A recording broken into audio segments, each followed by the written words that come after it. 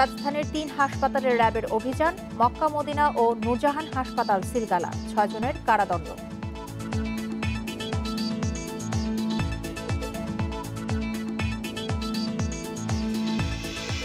জাতীয় বিশ্ববিদ্যালয়ের ২৯ লাখ শিক্ষার্থী চরম অনিশ্চয়তায় আটকে আছে বেশ কয়েকটি ফাইনাল পরীক্ষাও।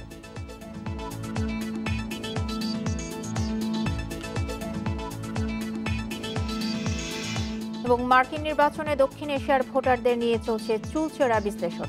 ভোট দেবেন ৬ লাখ বাংলাদেশি।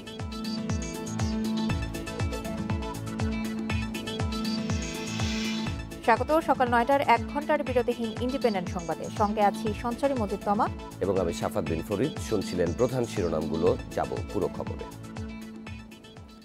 হাজী সেলিমের ছেলে ইরফান সেলিমের রয়েছে একাধিক বাহিনী, যাদের কাজ ফাঁকা, খাস বা বিরোধ রয়েছে এমন জমি খুঁজে দখল করে নেয়া। কখনো নামে মাত্র মূল্যে, কখনো জোর করে দখলে নেন ইরফান সেলিম গং। করোনার সময় চকবাজারে অন্তত ৫টি ভবন দখলের অভিযোগ পাওয়া গেছে। র্যাব জানিয়েছে ইরফান সেলিমের জমি দখল ও চাঁদাবাজির সব অভিযোগ খতিয়ে দেখা হচ্ছে। চকবাজারের মৌলভীবাজারের ১৯% জায়গার ওপর ছিল অগ্রণী ব্যাংকের গুদাম। করোনার সময় সেখানে কারো উপস্থিতি না দেখে রাতারাতি ভেঙে দখল করে নেন ইরফান সেলিম। সে গ্রেপ্তার হওয়ার পরপরই জায়গাটি পুনরুদ্ধার করে অগ্রণী ব্যাংক।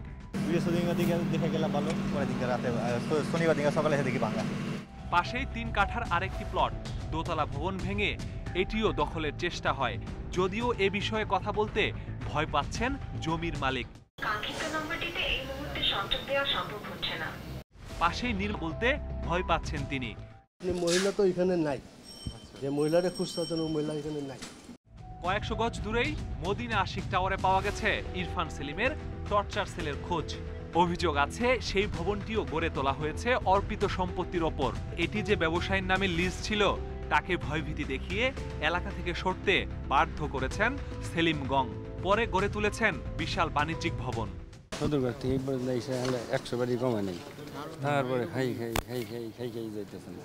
চক সার্কুলার রোডের এই ২ মার্কেটও করোনার মধ্যে নিজের করে নিয়েছেন ইরফান সেলিম। ভুক্তভোগীদের অভিযোগ, এলাকায় একাধিক বাহিনী গড়ে তুলেছেন তিনি, যাদের কাজই হচ্ছে জমি দখল করা। প্রভাব ছেলেও আছে, ছেলে লোকজন আছে, অনেক হাজার লোক আছে। খালি খুঁজে কোন জায়গায় একটা ইয়ে আছে, যেমন এই ৬টা প্লট আছে না, এই একটা আল্লাহ করলে আমি বেচুন, এইটা কিনে একটু কিনে এই ৬টা জোর করে এমনি।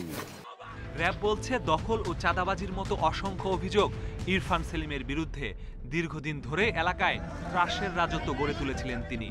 এলাকা কেন্দ্রিক তার যে দখলদারিত্ব, বিভিন্ন বিষয়ে তার নজরদারি বৃদ্ধি করার জন্য সে এই ওয়াকিটকি স্টেশনটি স্থাপন করেছে। এরই মধ্যে এমপি হাজী সেলিম ও তার ছেলে ইরফান সেলিমের অবৈধ সম্পদের অনুসন্ধানে নেমেছে দুর্নীতি দমন কমিশন।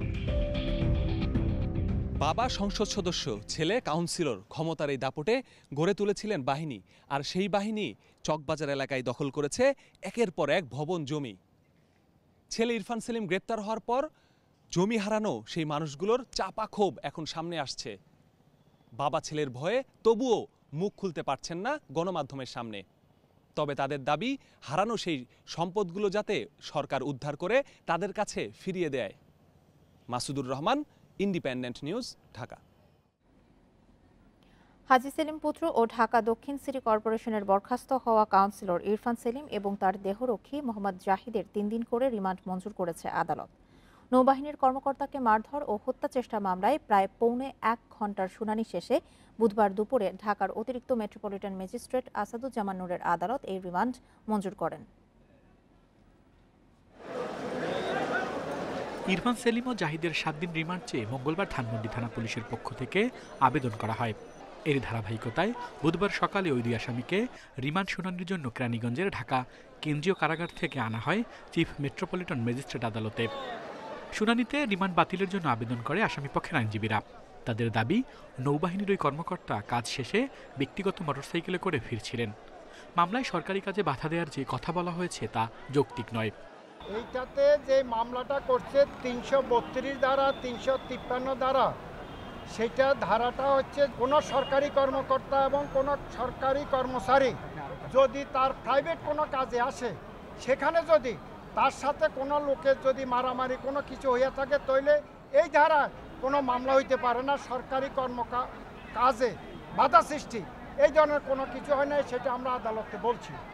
এদিকে রাষ্ট্রপক্ষের আইনজীবী জানান, ভুক্তভোগী একজন সরকারি কর্মকর্তা। তিনি পরিচয় দেওয়ার পরও তাকে মারধর করেছেন আসামিরা। এছাড়া এজাহারে আরও 2-3 জন অজ্ঞাতনামা আসামি রয়েছে। তাদের বিষয়ে জানতে গ্রেপ্তারকৃতদের জিজ্ঞাসাবাদের প্রয়োজন। পরিচয় দেওয়া সত্ত্বেও তাকে মারধর করেছে। এটা তো কোনো আইনে নাই যে একজন নিরীহ লোককে মারধর করবে বিনা কারণে। এটা হতে পারে না, সে সরকারি হোক আর বেসরকারি হোক। এখানে যে ধারা যেটা দেওয়া আছে, উল্লেখ করা হয়েছে, এই ধারা এটা জাস্টিফাইড। এবং 307 তাকে অ্যাটেম্পট টু মার্ডার, যেটা তাকে হত্যার উদ্দেশ্যে তাকে আঘাত করা হয়েছে, তার একটা দাঁত পড়েছে। এর আগে একই মামলায় সোমবার হাজি সেলিমের গাড়ি চালক মিজানুর রহমানের 1 দিন ও মঙ্গলবার ইরফানের ব্যক্তিগত কর্মকর্তা এবি সিদ্দিকী দীপুর 3 দিনের রিমান্ড মঞ্জুর করে আদালত। আল আমিন হোসেন, ইন্ডিপেন্ডেন্ট নিউজ, ঢাকা। সংসদ সদস্য হাজি সেলিম ও ইরফানের সম্পদের প্রাথমিক তথ্য নিচ্ছে দুর্নীতি দমন কমিশন। দুপুরে রাজধানীর সেগুনবাগিচায় সংস্থাটির প্রধান কার্যালয়ে সাংবাদিকদের প্রশ্নের জবাবে এই তথ্য জানায় কমিশনার মোজাম্মেল হক খান। তিনি বলেন, এমপি হাজি সেলিম ও ইরফান সেলিমের সম্পদের প্রাথমিক তথ্য নেওয়া হচ্ছে। দুদকের শিডিউলভুক্ত অপরাধের প্রমাণ পাওয়া গেলে অনুসন্ধানের সিদ্ধান্ত নেওয়া হবে। বিভিন্ন প্রিন্ট এবং ইলেকট্রিক মিডিয়ার সংবাদ পর্যবেক্ষণ করা হচ্ছে। পাশাপাশি তাদের দুর্নীতি ও অবৈধ সম্পদ আছে কিনা খোঁজ করছে দুদকের গোয়েন্দারা। তবে সরকারি জায়গা বা সম্পত্তি দখল হয়ে থাকলে সেই বিষয়ে ব্যবস্থা নেওয়া হবে।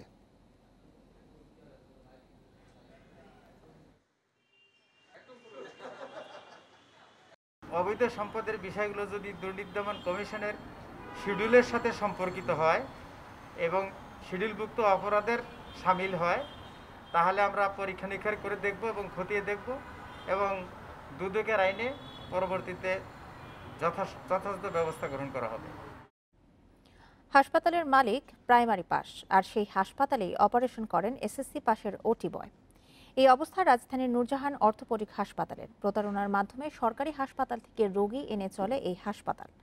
রাতে এমন আরও 2টি হাসপাতালে অভিযান চালিয়েছে র্যাবের ভ্রাম্যমাণ আদালত। রাজবাড়ীর ওসিরন বেগম দুর্ঘটনায় হাত ভেঙেছে। রাজধানীর পঙ্গু হাসপাতালে গেলে সেখান থেকে তাকে দালালরা নিয়ে যায় মোহাম্মদপুরের মক্কা মদিনা হাসপাতালে। পঙ্গুতে আসার পরে মনে করেন যে ওইখানে ভর্তি করতে পারে নাই, ভর্তি হয় নাই। দালালরা লাস্টে আপনাদের মতন বয়সের এক ছেলে বলছে ওই জায়গায় যান, ওই জায়গায় গেলে ভর্তি হবে। হাসপাতালে 8 চিকিৎসকের সাইনবোর্ড থাকলেও দেখা মেলেনি কারো। অপারেশন থিয়েটারে গিয়ে দেখা যায় রক্তমাখা ওটি ক্লথ। কতদিন ধরে এভাবে চলছে? আমার এটা মার্চ মাস থেকে। আচ্ছা, এর আগে 3 বার আপনাকে সিলগালা করা হয়েছিল? না, আমাদের এখানে একবার সিলগালা করা হয়েছিল। শ্যামলীর নূরজাহান অর্থোপেডিক হাসপাতাল, এখানকার অপারেশন থিয়েটারের অবস্থা আরও খারাপ। এই হাসপাতালটিতে এই মুহূর্তে 10 জন রোগী ভর্তি আছে। যে 10 জন রোগী ভর্তি আছে তারা সবাই ঢাকার বাইরে থেকে চিকিৎসার জন্য ঢাকা এসেছিলেন এবং অধিকাংশই হয় ঢাকা মেডিকেল না হলে পঙ্গু হাসপাতালে এসেছিলেন। কিন্তু এই 10 জন রোগীকে দালালরা ভাগিয়ে এনে এই হাসপাতালে ভর্তি করেছেন। অর্থাৎ এই হাসপাতালটি রোগী সংগ্রহের মূল মাধ্যমই হচ্ছে দালালরা। আপনি কিভাবে এখানে এসেছেন? আমি এসেছি, আমার ওই ছেলে, এটা আপনার অ্যাক্সিডেন্ট হয়েছে, একে নিছি ঢাকা মেডিকেলে। ওখান থেকে পঙ্গু হাসপাতালে যখন যাওয়ার চেষ্টা করেছি, সেখান থেকে দালাল চক্রের মাধ্যমে আমার ছেলেকে এই হাসপাতালে নিয়ে আসা হচ্ছে। 5 দিন পরে আসি, ছেলের ফাঁয়ের শিলাইটা কাটছে, কাটি বলতেছে যে ফাঁ ফেলে দিতে হবে। এবার সে চিকিৎসকের কাছে গিয়ে দেখা গেল তিনি আসলে চিকিৎসক নন, ওটি বয়। এই হাসপাতালে অপারেশন করেন তিনি। আপনি ওটি বয় না? জি। আপনি পরামর্শ দেওয়ার কি যে পাটা কাটতে হবে? না, কাটতে হবে না, ওনার কালো হয়ে গেছে, সেটা ওনাকে ডাইকা দেখাইছি। নূরজাহান অর্থোপেডিক হাসপাতালের ব্যবস্থাপনা পরিচালক বাবুল মিয়া প্রাইমারি পাস। সরকারি হাসপাতাল থেকে রোগী ভাগিয়ে আনতে তার কাছে আছে 14 জন বেতনভুক্ত দালাল। দালালি আমি করি নাই, দালাল আসলে এই ব্যবসা দালাল দিয়ে চলে, এই ব্যবসা চলেই দালাল দেওয়া। দালালের সাথে আমার কোনো দালাল নেই। পাশের ক্রিসেন্ট হাসপাতালেও অভিযান চালায় র্যাব। এখানে ভর্তি 15 জন রোগীর সবাইকে ফুসলিয়ে আনা হয়েছে। এই হাসপাতালের ব্যবস্থাপনা পরিচালকও উচ্চ মাধ্যমিক পাশ হলেও রোগী ডাক্তার দেখছে, আমার বলছে লাগাই দেওয়ার জন্য লাগাই দিচ্ছে, এছাড়া আর কিছু করি নাই স্যার। এটা আমার যদি অপরাধ মনে করেন অপরাধ। 3 হাসপাতালেই ভর্তি রোগীরা সবাই ঢাকার বাইরের। তাদের জিম্মি করে আদায় করা হয় বাড়তি টাকা, মেলে না ভালো চিকিৎসাও। আমরা চাই না যে আর কোনো ভাই বোন বা বাবা মা যারা দূর দূরান্ত থেকে এসে তার বাচ্চা বা তারা নিয়ে এই যে অপারেশনের নামে যে তাদেরকে হেনস্থা করা হচ্ছে এবং ভুয়া ডাক্তার দিয়ে করা হচ্ছে, সেজন্যই কিন্তু সিলগালা করা হচ্ছে। Mecca Medina oh Nurjahan orthopaedic হাসপাতাল সিলগালা করে রোগীদের অন্য হাসপাতালে সরিয়ে নেওয়া হয়েছে। 3 হাসপাতালের 6 জনকে বিভিন্ন মেয়াদে কারাদণ্ড দিয়েছে ভ্রাম্যমাণ আদালত। Hasan Misbah, independent News, Dhaka. আপনারা দেখছেন বিরতিহীন ইন্ডিপেন্ডেন্ট সংবাদ। সংবাদে আরো যা থাকছে। জাতিসংঘ শরণার্থী সংস্থার আপত্তিতে রোহিঙ্গাদের ভাসানচরে নিতে দেরি হচ্ছে, চলছে পর্যায়ক্রমে নেয়ার প্রস্তুতি।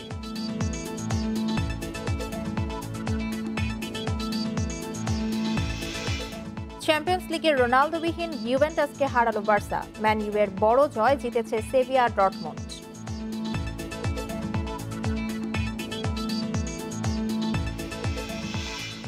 রংপুরে স্কুল ছাত্রী ধর্ষণ মামলার প্রধান আসামি ডিবি পুলিশের এএসআই রাহিনুল ইসলামকে গ্রেপ্তার করা হয়েছে। তাকে আজ আদালতে তুলে রিমান্ড আবেদন করবে পিবিআই। বুধবার রাতে মহানগর পুলিশ লাইন্স থেকে তাকে গ্রেপ্তার করা হয়। ঘটনার পর তাকে মহানগর পুলিশের হেফাজতে রাখা হয়েছিল। গত রোববার নগরের হারাগাছ থানার কেদারের পুল এলাকায় একটি বাড়িতে 10ম শ্রেণীর ওই শিক্ষার্থীকে ধর্ষণ করে এএসআই রাহিনুল সহ আরও 5-6 যুবক। পরে এই ঘটনায় মামলা করেন তার বাবা। মামলার পর সোম ও মঙ্গলবার 2 দফায় গ্রেপ্তার করা হয় 4 জনকে। এর মধ্যে লালমনিরহাটে গ্রেপ্তার 2 আসামি বাবুল হোসেন ও আবুল কালাম আজাদ আদালতে স্বীকারোক্তিমূলক জবানবন্দি দিয়েছেন। এছাড়া 22 ধারায় নির্যাতনের শিকার ওই ছাত্রীর জবানবন্দির রেকর্ড করা হয়েছে। জবানবন্দিতে এএসআই রাহিনুল ইসলাম নামসহ কয়েকজনের নাম বলেন তিনি।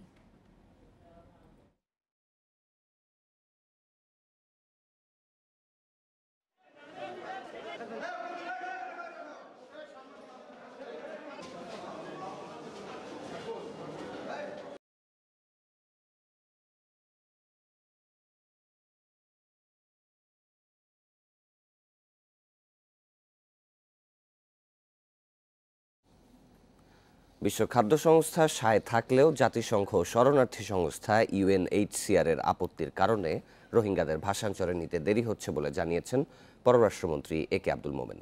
এদিকে দুর্যোগ ব্যবস্থাপনা ও ত্রাণ মন্ত্রণালয় জানিয়েছে, কক্সবাজার থেকে পর্যায়ক্রমে সেখানকার আশ্রয়ন প্রকল্পে রোহিঙ্গাদের নেয়ার প্রস্তুতি চলছে। দিনক্ষণ ঠিক হলেই কার্যক্রম শুরু হবে।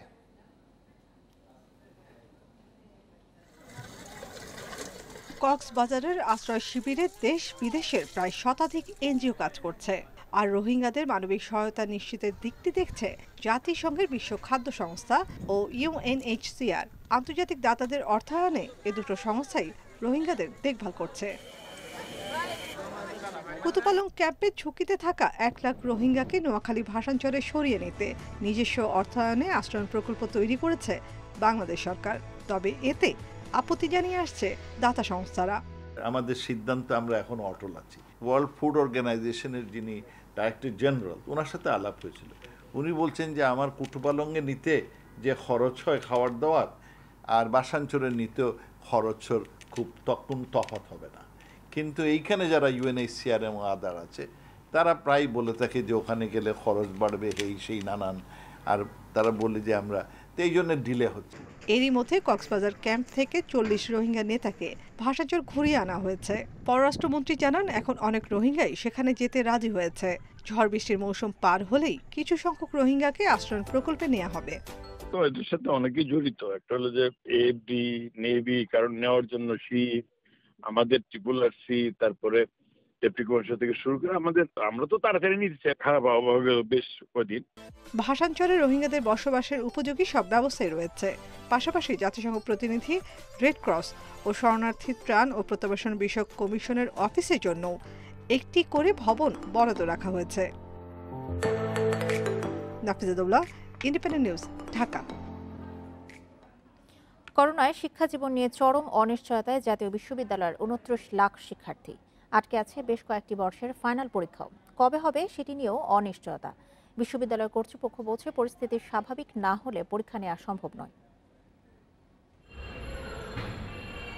করোনার কারণে গত 18 মার্চ থেকে বন্ধ সব শিক্ষা প্রতিষ্ঠান। জাতীয় বিশ্ববিদ্যালয়ের অধিভুক্ত কলেজগুলো অনলাইনে ক্লাস নিলেও আটকে আছে পরীক্ষা। বিশেষ করে স্নাতক শেষ বর্ষের শিক্ষার্থীদের কয়েকটি বিষয়ের পরীক্ষা শেষ না হওয়ায় ফলাফল পাচ্ছেন না তারা।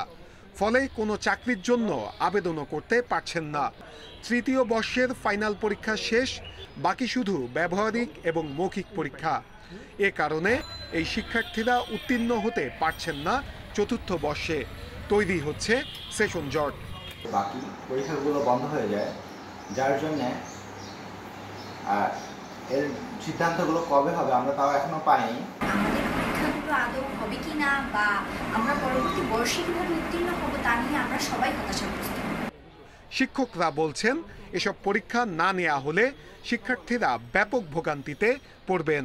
এ বিষয়ে দ্রুত সিদ্ধান্ত নিতে হবে। রেজাল্ট হয়ে গেলে তারা তো তাদের জীবনের যে পরীক্ষা, চাকরি বাকরি, ব্যবসা বাণিজ্য যে কাজকর্ম করে জীবিকা নির্বাহ করতে চাবে সেই দিকে তারা এগিয়ে যেতে পারত। এখন এই পরীক্ষা না হওয়ার কারণে পরীক্ষাটা আটকে যাওয়াতে আমাদের শিক্ষার্থীদের একটা বড় রকম সমস্যা হচ্ছে। এটা নিয়ে ভাবতে হবে, আমাদের পরীক্ষা নিতে হবে যে কোনো পদ্ধতিতে। এদিকে জাতীয় বিশ্ববিদ্যালয় বলছে পরীক্ষার সব ধরনের প্রস্তুতি নেওয়া আছে, তবে পরিস্থিতি একটু স্বাভাবিক হলে পরীক্ষা নেওয়া হবে। তাদের প্রতি অনুরোধ থাকবে যে তারা একটু ধৈর্য ধারণ করুক এবং বিশ্ববিদ্যালয়ের সর্বাত্মক প্রস্তুতি আছে। পরিস্থিতি আরেকটু উন্নতি হলেই আমরা পরীক্ষাগুলো নিয়ে যথাসময়ে ফলাফল ঘোষণা করতে পারব। শিক্ষার্থীদের পড়াশোনা চালিয়ে যাওয়ার আহ্বান জাতীয় বিশ্ববিদ্যালয়ের। কোনো অবস্থাতেই অটোপাস দেওয়ার ভাবনা নেই তাদের। নূরে আলম, ইন্ডিপেন্ডেন্ট নিউজ, ঢাকা। মানবাধিকার লঙ্ঘন ও বিচার বহির্ভূত হত্যার অভিযোগে র্যাপিড অ্যাকশন ব্যাটালিয়ন র্যাবের জ্যেষ্ঠ কর্মকর্তাদের ওপর নিষেধাজ্ঞা দিতে ট্রাম্প প্রশাসনকে চিঠি দিয়েছে সিনেট কমিটি। সিনেটের বৈদেশিক সম্পর্ক বিষয়ক কমিটির ওয়েবসাইটে এই তথ্য দেওয়া হয়েছে। চিঠিতে সিনেটররা মানবাধিকার লঙ্ঘনের অব্যাহত অভিযোগ নিয়ে উদ্বেগ জানিয়ে 2015 সাল থেকে 400-র বেশি মানুষকে বিচার বহির্ভূত হত্যার অভিযোগের কথা উল্লেখ করেন। পররাষ্ট্রমন্ত্রী মাইক পম্পেও ও অর্থমন্ত্রী স্টিফেন মনুশেনকে লেখা সেনেটরদের ওই চিঠিতে র্যাবের জ্যেষ্ঠ কর্মকর্তাদের বিরুদ্ধে Global Magnitsky Human Rights Accountability Act এবং ফার্দার কনসোলিডেটেড অ্যাপ্রিসিয়েশনস অ্যাক্টে নিষেধাজ্ঞা আরোপের অনুরোধ জানানো হয়েছে। যুক্তরাষ্ট্রের আইনের ওই দুটি ধারায় সম্পদ বাজেয়াপ্ত করা এবং যুক্তরাষ্ট্রে প্রবেশে নিষেধাজ্ঞা আরোপের সুযোগ রয়েছে। তবে এসব অভিযোগ প্রত্যাখ্যান করে র্যাব জানিয়েছে বিচার বহির্ভূত হত্যাকাণ্ডে র্যাব জড়িত নয়, তাদের সব অভিযান আইন মেনেই চলে।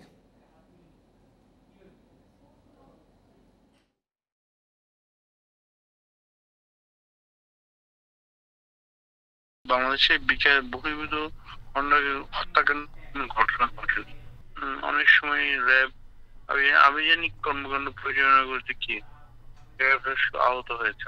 আরেকটা বিষয় সেটি হচ্ছে র্যাব সকল ধরনের অভিযান আইনের ভেতরে থেকে পরিচালনা করে। রাজশাহীর বাগমারায় দীপঙ্কর সাহা হত্যা মামলায় 13 আসামিকে খালাস দেওয়া হয়েছে। বুধবার রাজশাহী বিভাগীয় বিশেষ জজ আদালত 1-এর বিচারক মোসাম্মদ ইসমত আরা এই রায় ঘোষণা করেন। রাষ্ট্রপক্ষের আইনজীবী শফিকুল ইসলাম জানিয়েছেন, মামলার সাক্ষীরা আসামি শনাক্ত করতে না পারার কারণে তাদের খালাস দেওয়া হয়েছে। মামলায় 18 আসামির মধ্যে অন্য 5 জন মারা গেছেন আগেই। এর মধ্যে জেএমবি নেতা সিদ্দিকুল ইসলাম ওরফে বাংলা ভাইয়ের ফাঁসি কার্যকর হয়েছে অন্য মামলায়। 2004 সালে 29 এপ্রিল বাংলা ভাইয়ের নেতৃত্বে হামের কুৎসা ক্যাম্পে ধরে নিয়ে দীপঙ্কর সাহাকে নির্যাতন করে হত্যা করা হয়। এ ঘটনায় দীপঙ্করের বাবা দ্বিজেন্দ্রনাথ সাহা মামলা করেন। 16 বছর পর আসামিদের শাস্তি না হওয়ায় অসন্তোষ জানিয়েছেন স্বজনরা।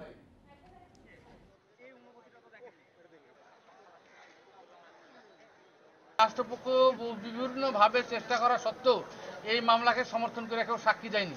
এই মামলার বয়স মোটামুটি 2004 সাল থেকে 16 বছর।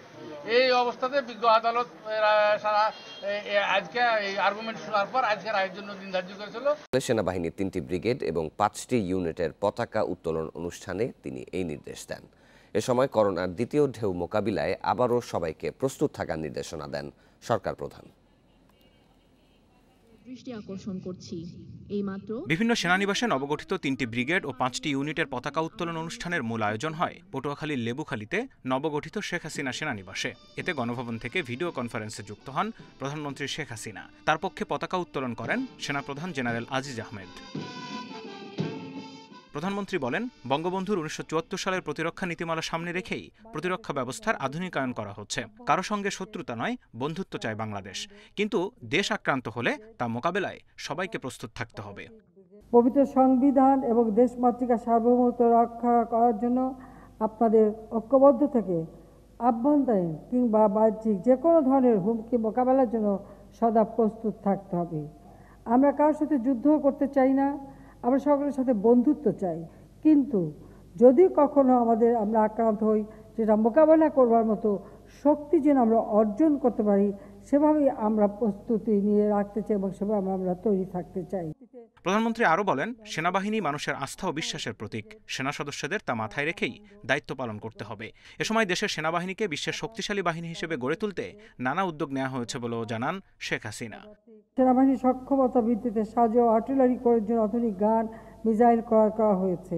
পদাতিক বাহিনীর জন্য আধুনিক ইনফ্যান্ট্রি গ্যাজেট ক্রয় করা হয়েছে। আমরা বাংলাদেশ আমাদের মিলিটারি একাডেমি, যেটা ভিত্তিটা জাতিপিতা করে গিয়েছিলেন, আজকে তা বিশ্বের প্রথম সারি প্রতিষ্ঠান হিসেবে স্বীকৃতি পেয়েছে। করোনা মোকাবিলা সহ যে কোনো দুর্যোগ পরিস্থিতিতে সেনা সদস্যদের ভূমিকার প্রশংসাও করেন প্রধানমন্ত্রী। করোনাকালীন সময়েও যেভাবে তারা মানুষের পাশে দাঁড়িয়েছেন, আমাদের সশস্ত্র বাহিনী জনগণের পাশে দাঁড়িয়ে তাদের সেবা করে বিশ্বে একটা দৃষ্টান্ত স্থাপন করেছেন, বাংলাদেশের ভাবমূর্তি বিশ্বে উজ্জ্বল করেছেন। সেই সাথে সাথে জাতিসংঘ কর্তৃক শান্তিরক্ষা মিশনেও আমাদের সশস্ত্র বাহিনী বিশাল ভূমিকা রেখে যাচ্ছে। আসছে শীতে করোনার দ্বিতীয় ঢেউ মোকাবিলায় সবার স্বাস্থ্য সুরক্ষিত রাখার আবারও পরামর্শ দেন প্রধানমন্ত্রী শেখ হাসিনা। সেনাবাহিনী প্রধান এবং অন্যান্য পতাকা জাহিদুল বাশার, ইন্ডিপেন্ডেন্ট নিউজ, ঢাকা। মজুত সক্ষমতা বাড়াতে নতুন 4টি গুদাম তৈরি করছে সরকারি বিপণন সংস্থা টিসিবি। পাশাপাশি দাম নাগালে রাখতে পেঁয়াজ ও তেলের আমদানি বাড়ানো হচ্ছে। এতে অস্থির নিত্যপণ্যের বাজার কিছুটা স্থিতিশীল হবে বলে আশা করছে বাণিজ্য মন্ত্রণালয়। ভারত থেকে আসা বন্ধ হলো বাজারে পেঁয়াজের আমদানি বেড়েছে চীন, মিশর, মিয়ানমার থেকে। এতে দাম কমার আশা করা হলো, তা হয়নি এখনো। রাজধানীর বাজারে এখনো দেশি পেঁয়াজ বিক্রি হচ্ছে বাজারভেদে 80 থেকে 90 টাকা, আর আমদানির পেঁয়াজের কেজি 60 থেকে 70 টাকা। আবার দুইবার দাম নির্ধারণ করা হলেও সেই দামে মিলছে না আলু। আমাদের 39 টাকা কিনে, আমরা 40 টাকা লস ব্যবস্থা আছে, আমরা কমে কিনতে পারতেছি না। আমরা কমে না কিনতে পারলে আমরা বিক্রি করবো কেন? তার বাণিজ্য মন্ত্রণালয়ের আন্তরিকতার অভাব যথেষ্ট।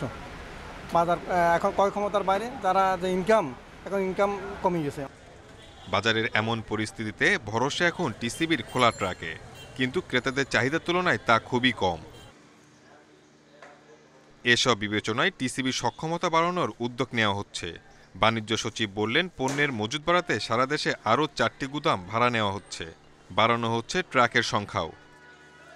সাপ্লাই চেইনটাকে ঠিক রাখার জন্য, বিশেষ করে নিত্য পণ্যের জন্য আমাদের টিসিবি আছে।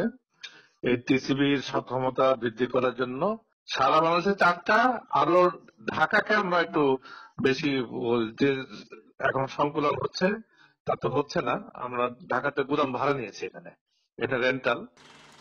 বর্তমানে নিজস্ব আর ভাড়া মিলিয়ে সারা দেশে টিসিবির গুদাম রয়েছে 15টি। Shahid Ahmed, Independent News, Dhaka. Walkie talkie ব্যবহার করতে অবশ্যই বিটিআরসি থেকে লাইসেন্স নিতে হবে, তবে সেটা পেতে পারে প্রতিষ্ঠান, কোনো ব্যক্তি নয়। কেউ বেআইনিভাবে ওয়াকিটকি ব্যবহার করলে 10 বছরের জেল বা 300 কোটি টাকা জরিমানার বিধান রয়েছে। বিটিআরসি ফ্রিকোয়েন্সি পর্যবেক্ষণ করলেও অবৈধ ব্যবহার রোধ করার দায়িত্ব আইনশৃঙ্খলা বাহিনীর। সম্প্রতি সংসদ সদস্য হাজি সেলিমের ছেলে ইরফান সেলিমের বাসা থেকে 38টি অবৈধ ওয়াকিটকি উদ্ধার করেছে র্যাব। এসব ওয়াকিটকিতে বেজ স্টেশনের মাধ্যমে হাই ফ্রিকোয়েন্সি ব্যবহার করা হতো। অভিযোগ পাওয়া গেছে এর মাধ্যমে 5 থেকে 12 কিলোমিটার পর্যন্ত নেতাকর্মীদের সাথে যোগাযোগ রাখতেন ইরফান, চালাতেন অপরাধ জগৎ। কোনো ব্যক্তিকে নয়, শুধু প্রতিষ্ঠানকে ওয়াকিটকি ব্যবহারের লাইসেন্স দেয় বিটিআরসি, যেগুলোর ফ্রিকোয়েন্সি 245 থেকে 246 মেগাহার্টজ, যার মাধ্যমে আধা কিলোমিটার পর্যন্ত যোগাযোগ করা সম্ভব। কেবল বিটিআরসি তালিকাভুক্ত আমদানিকারকদের মাধ্যমে এসব ওয়াকিটকি দেশে আনা হয়। অবশ্যই বিটিআরসির একটা লাইসেন্স নিতে হবে এবং বিটিআরসি যে লাইসেন্সটা আপনাকে দিবে সেটা হচ্ছে আপনার এসবিআর ব্র্যান্ডের ওয়াকিটকি লাইসেন্সটা দিবে। পাওয়ার থাকবে 1 ওয়াট, মেগাহার্টজ থাকবে 245 থেকে 246 মেগাহার্টজ। আপনার এই সেটই অবশ্যই ইউজ করতে হবে এবং ভেন্ডরের মাধ্যমেই প্রোডাক্টটা আপনার কিনতে হবে। বিটিআরসি চেয়ারম্যান জানান, এক এলাকার জন্য অনুমতি নিয়ে অন্য এলাকায় ব্যবহার করাও বেআইনি। আইন প্রয়োগকারী সংস্থা, তারপরে বিভিন্ন সংস্থা, বিভিন্ন সিকিউরিটি এজেন্সি যারা আছে তারা ব্যবহার করতে পারে, তবে বিটিআরসির অনুমোদন লাগবে। যেগুলো অনুমোদন ছাড়া ব্যবহার করে সেটা বেআইনি। বেআইনি ধরার কাজ হলো ল এনফোর্সিং এজেন্সির, তারা ধরবে, তারা চেষ্টা করবে, সেটা তো আমাদের কাজ না। আমরা অনুমতি চাইলে এবং বিধি মোতাবেক হইলে এবং সে যদি প্রতিষ্ঠান হয় এবং সে ল এনফোর্সিং এজেন্সি হয়, তাহলে আমরা তাদেরকে ওয়াকিটকি পারমিশন দিচ্ছি।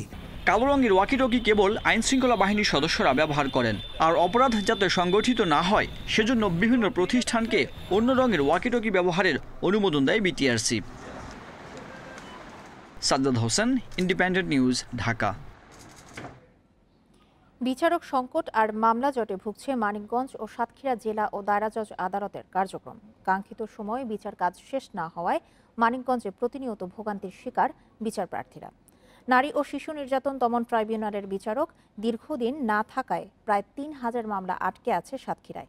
এ পরিস্থিতি থেকে উত্তরণে দ্রুত বিচারক নিয়োগের দাবি আইনজীবীদের। মানিকগঞ্জের সাটুরিয়ার বেংরুয়া গ্রামের 85 বছরের বৃদ্ধ বাচ্চু ব্যাপারী 10 বছর আগে জড়িয়ে পড়েন জমি সংক্রান্ত দেওয়ানি মামলায়। প্রতি মাসে হাজিরা দিলেও শেষ হচ্ছে না মামলার কার্যক্রম। মামলা শেষ হয় না, কি ওই বইটা দেখে যেতে পারো কিনা। শুধু বাচ্চু ব্যাপারী নয়, ঘিওরের মোয়াজ্জেম খান ও রিজিয়া বেগমেরও একই অবস্থা। ফৌজদারি মামলায় দীর্ঘদিন ধরে নিয়মিত হাজিরা দিতে হচ্ছে পরিবারের সবাইকে নিয়ে। 8 বছর ধরে জেল পাইতেছি আমি। মানিকগঞ্জ জেলা ও দায়রা জজ আদালতে প্রায় 18,000 মামলা বিচারাধীন। বিচারক সংকটে বাড়ছে মামলার জট। এছাড়া বিচারকদের বদলির কারণেও বাধাগ্রস্ত হচ্ছে কার্যক্রম। তখন গত জেলা জজ ছিল, উনি যুগ্ম জেলা জজের কিছু মামলা ওখানে না পাঠিয়ে নিজেই কিছু করেছিলেন, কিন্তু এই চাপটা এখনও রয়ে গেছে। অবিলম্বে মানিকগঞ্জে জেলা জজ এবং যুগ্ম জেলা জজ নিয়োগ দেওয়া হোক। আমরা বিশ্বাস করি যেখানে যেখানে আমরা যোগাযোগ করেছি তারা আশ্বস্ত করেছেন অতি সত্বর আপনারা 2 জন বিচারক পাইবেন। বিচারকের অভাবে সাতক্ষীরায়ও বাড়ছে মামলা জট। দীর্ঘ 10 মাস ধরে বিচারকহীন নারী ও শিশু নির্যাতন দমন ট্রাইব্যুনাল। প্রায় 3000 মামলার জট তৈরি হওয়ায় ভোগান্তিতে বিচার প্রার্থীরা। জেলা প্রত্যন্ত অঞ্চল থেকে যে সকল মা বোনেরা তাদের ফরিয়াদ বিচার প্রার্থীর জন্য আদালতে আসছেন, দিনের পর দিন তারা ফিরে যাচ্ছেন। আজকে জেলা দায়রা জজ উনি ভারপ্রাপ্ত দায়িত্ব পালন করছেন ঠিকই, কিন্তু দৈনন্দিন যে কার্যতালিকা যে পরিমাণ মামলা রয়েছে সেই পরিমাণ মামলা আসলে শুরু হচ্ছে না। অতি দ্রুত যাতে নারী শিশু নির্যাতন দমন ট্রাইব্যুনালের বিজ্ঞ বিচারক আমরা পেতে পারি, সেই বিষয়ে আমি আমার তরফ থেকে আমি সদয় দৃষ্টি আকর্ষণ করছি। সাতক্ষীরার বিভিন্ন আদালতে বিচারাধীন মামলার সংখ্যা 50,000-এরও বেশি। Mamunur Rashid, independent News desk. বিয়ে, জন্মদিন সহ নানা অনুষ্ঠানে বেঁচে যাওয়া খাবার সংগ্রহ করে সুবিধা বঞ্চিতদের মাঝে বিতরণ করছে ফুড ব্যাংকিং যশোর কল্যাণ সংস্থা, যার নেতৃত্ব দিচ্ছে একদল তরুণ। শুধু খাবার নয়, ওষুধ ও রক্ত দিয়েও অসহায় মানুষকে সহায়তা করছে তারা। উদ্বৃত্ত খাবার দিয়ে অভুক্ত অসহায় মানুষের কষ্ট কিছু হলেও লাঘব হবে, সেই উদ্দেশ্যে যাত্রা শুরু করে স্বেচ্ছাসেবী সংগঠন ফুড ব্যাংকিং যশোর কল্যাণ সংস্থা। সামাজিক যোগাযোগ মাধ্যম এবং পরিচয়ের সূত্র ধরে নানা অনুষ্ঠানের উদ্বৃত্ত খাবার সংগ্রহ করে সংস্থাটি। সেসব খাবার ছাড়াও সংগঠনের নিজস্ব ব্যবস্থাপনায় দরিদ্রদের মাঝে নিয়মিত বিতরণ করা হয় খাবার। এমন সহায়তায় খুশি দরিদ্র অসহায় মানুষেরা। যারা বস্তির ভিতরে যারা অসহায় বাচ্চারা আছে তাদের আমরা খাবার এনে তাদের মাঝখানে খাবার বিতরণ করি। আমরা সবাই চেষ্টা করি যে মানুষের পাশে দাঁড়ানো আমাদের উদ্দেশ্য। আমরা যে গরিব অসহায়, আমরা যে এতগুলো খাবার আমরা বাচ্চাদেরকে কিনে খাওয়াতে পারি না, এটা আমাদের তাই আমরা এটা খুশি হই। পাশাপাশি অসহায়দের নিয়মিত ওষুধ, রক্ত ও শিক্ষা উপকরণও দিচ্ছে তারা। আমরা নিজেরা উপস্থিত থেকে তাদেরকে প্রাথমিক পাঠদান তাদের সম্পন্ন করাবো এবং এসব কাজে যেসব শিক্ষকরা নিয়োগ থাকবে তাদের বেতনের বিষয়টাও আমাদের মাথায় আছে। এমন উদ্যোগকে স্বাগত জানিয়ে অন্য সংগঠনগুলোকে এগিয়ে আসার আহ্বান জানান এই কর্মকর্তা। হ্যাঁ, এইটা যেহেতু আমরাও সমাজ কল্যাণ বা সমাজ অধিদপ্তর আমরাও কাজ করি, তো তারা যদি কোনো সহযোগিতা যদি প্রয়োজন হয় এবং তারা কি জাতীয় সহযোগিতা সরকারের কাছে চাচ্ছে সেটা যদি আমরা জানতে পারি, তাহলে নিশ্চয়ই আমরা সেইভাবে তাদেরকে সহযোগিতা করবো, আমরা পদক্ষেপ নিব। 2018 সালের মে মাসে যাত্রা করার সংগঠনটিতে বর্তমানে শতাধিক সদস্য রয়েছে, যাদের বেশিরভাগই শিক্ষার্থী। Independent News desk. সাভার ও নারায়ণগঞ্জ সদরসহ 9 উপজেলায় ডিজিটাল ভূমি উন্নয়ন কর দেওয়া শুরু হলো। এতে বিশ্বের যে কোনো প্রান্তে বসে অনলাইনে দেওয়া যাবে কর। 2021 সালের 1 জুলাই এর আওতায় আসবে সারা দেশ। এতে আধুনিক সেবা নিশ্চিতের পাশাপাশি দুর্নীতি কমবে বলে আশাবাদী ভূমিমন্ত্রী সাইফুজ্জামান চৌধুরী। সচিবালয়ে সফটওয়্যার পাইলটিং এর কাজ উদ্বোধন করে এসব কথা বলেন তিনি। সারা দেশেই ভূমি উন্নয়ন কর আদায় হয় সনাতন পদ্ধতিতে। এতে সুযোগ থাকে দুর্নীতির, হয় সময় অর্থের অপচয়। এই ঘোরটোপ থেকে বেরিয়ে আসতে ডিজিটাল পদ্ধতিতে যাচ্ছে বাংলাদেশ। প্রাথমিকভাবে ঢাকা, মানিকগঞ্জ, গোপালগঞ্জ, নারায়ণগঞ্জ, কিশোরগঞ্জ, চট্টগ্রাম, জামালপুর ও চাঁদপুরের 9 উপজেলায় এখন কর দেয়া যাবে ডিজিটাল পদ্ধতিতে। পর্যায়ক্রমে এ সুবিধা মিলবে সারা দেশে। আগামী বছরের 1 জুলাইয়ের পর সনাতন পদ্ধতি আর থাকছে না। Once 30th June is finished, that's it. End of the story. আমরা 1st July fully digitized way we will move on. That means no more manual, no more dual system, single system, digital system. ভূমি উন্নয়ন ও সেবা কার্যক্রমে দুর্নীতির কথা স্বীকার করে মন্ত্রী জানান, জনসেবা সংক্রান্ত মন্ত্রণালয় হওয়ায় সেখানে দুর্নীতি বেশি, আর তা নিরসনেই সবকিছু ডিজিটাল করা হচ্ছে। এতে গ্রাহক হয়রানির পাশাপাশি ভূমি অফিসের অনিয়মও কমবে। দুর্নীতির বিষয় তো আছেই সমস্যা। যত ডিজিটাইজ করতে পারবো, যত হিউম্যান টু হিউম্যান টাচ কমাতে পারবো, অর্থাৎ এখন ভূমি কর উন্নয়ন কর আপনি দেওয়ার সময় আমার কাছে অনেক কমপ্লেন আসে। এই যে অনলাইন প্রসেসটা যখন আমরা একদম ফুল করে ফেলবো, তখন তো বেশি কমের কোনো কথাই আসবে না। নতুন এই উদ্যোগে নতুন কর্মসংস্থান তৈরি হবে বলেও জানান ভূমিমন্ত্রী। বলেন, ঘরে বসে ভূমি সংক্রান্ত সব সেবা যেন গ্রাহক পায় তার নিশ্চিতেও কাজ চলছে। Hasib Mahmud Shah, independent News, Dhaka. চলতি আমন মৌসুমে 8.5 লাখ টন ধান চাল কিনবে সরকার। এর মধ্যে 2 লাখ টন ধান ও 6 লাখ টন সিদ্ধ ও 50,000 টন আতপ চাল কেনা হবে। বুধবার সকালে সচিবালয়ে খাদ্য পরিকল্পনা ও পরিধারণ কমিটির বৈঠকে এই সিদ্ধান্ত হয়। গত বছরের চেয়ে এবার 1 টাকা বেশি দরে কেনা হবে সিদ্ধ ও আতপ চাল। প্রান্তিক চাষীর ন্যায্য দাম নিশ্চিতে সরকার প্রতি বছর বোরো মৌসুমে ধান ও চাল সংগ্রহ করলেও আমন মৌসুমে শুধু চাল সংগ্রহ করত। গত আমন মৌসুম থেকে চালের পাশাপাশি ধানও সংগ্রহ করা হচ্ছে। আসন্ন আমন মৌসুমে 26 টাকা কেজি দরে ধান ও 37 টাকা কেজি দরে সিদ্ধ চাল কেনা হবে। এছাড়া আতপ চাল কেনা হবে 36 টাকা কেজিতে। 6 লক্ষ মেট্রিক টন আমরা সিদ্ধ চাউল আমরা ক্রয় করব মিলাদদের কাছ থেকে এবং 50,000 মেট্রিক টন আতপ চাল ক্রয় করব মিলাদের কাছ থেকে এবং কৃষকদের কাছ থেকে সরাসরি 2 লক্ষ মেট্রিক টন আমরা ধান সংগ্রহ করব। প্রতি কেজি ধানের মূল্য 26 টাকা, প্রতি কেজি সিদ্ধ চাউলের মূল্য 37 টাকা এবং প্রতি কেজি আতপ চাউলের মূল্য 36 টাকা। মন্ত্রী জানান, 7 নভেম্বর থেকে ধান এবং 15 নভেম্বর থেকে সিদ্ধ ও আতপ চাল সংগ্রহ শুরু হবে। আগামী 28 ফেব্রুয়ারি পর্যন্ত চলবে খাদ্যশস্য সংগ্রহের কাজ। খাদ্য মন্ত্রণালয়ের তথ্য মতে বর্তমানে সরকারি গুদামে খাদ্যশস্যের মজুত আছে 10,81,000 টন। ইফাতারা, independent news. বিয়ে করলেন সঙ্গীত শিল্পী অর্ণব। দীর্ঘদিনের বান্ধবী কলকাতার রবীন্দ্র সঙ্গীত শিল্পী সুনিধি নায়েককে বিয়ে করেন তিনি। বুধবার পশ্চিমবঙ্গের আসানসোলে তাদের বিয়ের রেজিস্ট্রি হয়েছে। অর্ণবের চাচাতো বোন অভিনেত্রী মিথিলা নিজের ফেসবুক প্রোফাইলে এই খবর জানিয়েছেন। সুনিধি বিশ্বভারতী বিশ্ববিদ্যালয়ের সঙ্গীত বিভাগে স্নাতকোত্তর পড়ছেন। বিশ্বভারতীতেই অর্ণবের সঙ্গে পরিচয়। এর আগে 2001 সালে ভারতীয় বাংলাদেশি সঙ্গীত শিল্পী শাহানা বাজপেয়ীকে বিয়ে করেন অর্ণব। 7 বছরের মাথায় তাদের বিবাহ বিচ্ছেদ ঘটে।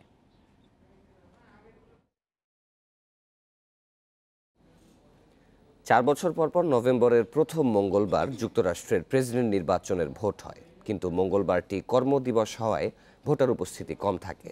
আর এজন্য 250 বছরের পুরনো এ রেওয়াজটি নিয়ে চলছে আলোচনা। তবে বিশ্লেষকেরা বলছেন আগাম ভোটের সুবিধার কারণে খুব বড় প্রভাব পড়ে না নির্বাচনে। 1845 সাল থেকে নভেম্বরের প্রথম মঙ্গলবার মার্কিন প্রেসিডেন্ট নির্বাচনের ভোট গ্রহণ হয়ে আসছে। 175 বছর ধরে চলা এই নিয়মের পরিবর্তন হয়নি। যুক্তরাষ্ট্রের ইতিহাসের প্রথম 69 বছর নির্বাচনের জন্য আলাদা দিন নির্দিষ্ট ছিল না। অঙ্গরাজ্যগুলোর পছন্দের দিনে ভোট হতো। এতে বেশ কিছু ক্ষেত্রে বিশৃঙ্খলা দেখা দেয়। এই সংকট সমাধানে 1845 সালে সিদ্ধান্ত হয় ভোট হবে রোববার। এদিকে রোববার খ্রিস্ট ধর্মাবলম্বীরা সাপ্তাহিক প্রার্থনায় অংশ নিয়ে থাকেন, ফলে তাৎক্ষণিকভাবে বাতিল হয় প্রস্তাবটি। শেষমেশ নভেম্বরের প্রথম মঙ্গলবার সারা দেশে একযোগে ভোট গ্রহণের সিদ্ধান্ত চূড়ান্ত হয়। এদিকে মঙ্গলবার নিয়মিত কাজের দিন হওয়ায় ইচ্ছা থাকলেও অনেকে ভোট দিতে পারছেন না বলে অভিযোগ উঠেছে। ফলে ভোটার উপস্থিতি বাড়াতে ছুটির দিনে ভোট করার বিষয়টি কংগ্রেসের বিবেচনাধীন আছে। তবে আগাম ভোট দেওয়ার সুবিধার কারণে অনেক মার্কিনই নির্দিষ্ট দিনের আগেই ভোট দিয়ে থাকেন। করোনা মহামারীর কারণে এবছর এ সংখ্যা বাড়ছে। ভোট দিয়েছেন 7 কোটিরও বেশি voter. Lutfa Fauzia, independent news. যুক্তরাষ্ট্রের প্রেসিডেন্ট নির্বাচন যতই এগিয়ে আসছে ততই ডালপালা মেলছে নানা সমীকরণ। এবারের ভোটে অশ্বেতাঙ্গ, বিশেষ করে দক্ষিণ এশিয়ার ভোটাররা কোন দিকে ঝুঁকবেন তা নিয়ে চলছে চুলচেরা বিশ্লেষণ। সরকারি নথি অনুযায়ী দেশটিতে অশ্বেতাঙ্গ ভোটার প্রায় 13%। এর মধ্যে ভারতীয় 13 লাখ, পাকিস্তানি 10 লাখ এবং বাংলাদেশি বংশোদ্ভূত ভোটার 6 লাখের কিছু বেশি। প্রথাগতভাবেই যুক্তরাষ্ট্রে থাকা দক্ষিণ এশীয়রা ডেমোক্রেটিক পার্টির সমর্থক। 2012 সালের পিউ সার্ভের জরিপ বলছে 65% ভারতীয় আমেরিকান ডেমোক্র্যাটদের পক্ষে। 2008 সালের নির্বাচনে 84% ভারতীয় ভোট দেন ডেমোক্র্যাট প্রার্থী বারাক ওবামাকে। জরিপ না হলেও বাংলাদেশি আমেরিকানদের মনোভাবও তেমনই। তবে মোদি ট্রাম্পের সাম্প্রতিক সখ্যে সমীকরণে কিছুটা পরিবর্তন দেখছেন বিশ্লেষকরা। ইউনিভার্সিটি অফ ক্যালিফোর্নিয়ার অধ্যাপক কার্তিক রামাকৃষ্ণনের জরিপ বলছে 54% ভারতীয় আমেরিকান জো বাইডেনের অনুসারী, আর ট্রাম্পে আস্থা 29% ভারতীয় আমেরিকানের। একইভাবে বাংলাদেশি আমেরিকানদের বড় অংশের সমর্থনও পাচ্ছেন ডেমোক্রেটরা। অভিবাসন প্রশ্নে ট্রাম্পের কড়া অবস্থান ও ফ্যামিলি রিইউনিয়ন বাতিলের ঘোষণায় রিপাবলিকান বিমুখ অভিবাসীরা। ওবামার সময়ে দক্ষিণ এশীয়দের জন্য প্রযুক্তি ক্ষেত্রে চাকরির যে সম্ভাবনা তৈরি হয় তাতেও হ্রাস টেনেছেন ট্রাম্প। বিশ্লেষণ বলছে এসব কারণেও দক্ষিণ এশীয়দের মনোযোগ পাচ্ছে না ট্রাম্প প্রশাসন। সম্প্রতি ট্রাম্প প্রশাসনে কটি বড় পদে রাখা হয়েছে কয়েকজন ভারতীয় বংশোদ্ভূত আমেরিকানকে। এক্ষেত্রে বড় ফ্যাক্টর হতে পারে জো বাইডেনের রানিং মেট কমলা হ্যারিস। বিশ্লেষকরা মনে করছেন কমলার কারণেই ট্রাম্প সমর্থকদের একটি বড় অংশ সিদ্ধান্ত পুনর্বিবেচনা করতে পারে। অন্যদিকে করোনা ইস্যুতে ট্রাম্প প্রশাসনের উদাসীনতায় বিরক্ত দক্ষিণ এশীয়রা। ইসরায়েল ফিলিস্তিন নিয়ে অবস্থানের কারণে মুসলিমদের একটি বড় অংশ ট্রাম্পের সঙ্গে থাকছেন না। Ashiq Hossain, independent news. আবারও একদিনে বিশ্বে করোনা শনাক্তের সংখ্যা ছাড়ালো 5 লাখ। এ নিয়ে মোট আক্রান্ত 4,47 লাখের বেশি। বুধবার নতুন করে মারা যাওয়া 7,000 জন সহ মোট প্রাণহানি ছাড়িয়েছে 11,78,000। বিস্তার ঠেকাতে ইউরোপের নানা দেশে লকডাউন জারি হলেও যুক্তরাষ্ট্রে নেওয়া হচ্ছে না তেমন কোনো কড়া পদক্ষেপ। যুক্তরাষ্ট্রে একদিনে করোনায় আবারও 1000-এর ওপরে প্রাণহানি হয়েছে। দেশটিতে নতুন করে শনাক্ত 80,000। ভারতেও গত দিনের তুলনায় আক্রান্ত বেড়ে একদিনে শনাক্ত হয়েছে 50,000। মারা গেছেন 509 জন। এদিকে ফ্রান্সে বুধবার 36,000 নতুন রোগী শনাক্ত হয়েছে। সংক্রমণ নিয়ন্ত্রণে দেশজুড়ে দ্বিতীয়বারের মতো লকডাউন জারি করেছেন প্রেসিডেন্ট ইমানুয়েল ম্যাক্রো। তবে খোলা থাকছে স্কুল। করোনার বিস্তার রোধে 4 সপ্তাহের জন্য আংশিক লকডাউনের ঘোষণা দিয়েছে জার্মানি। তবে সরকারের বিধিনিষেধের বিরুদ্ধে বিক্ষোভ করেছে বার্লিনবাসী। ইতালিতেও করোনার বিধিনিষেধের বিরুদ্ধে টানা তৃতীয় দিনের মতো বিক্ষোভ চলছে।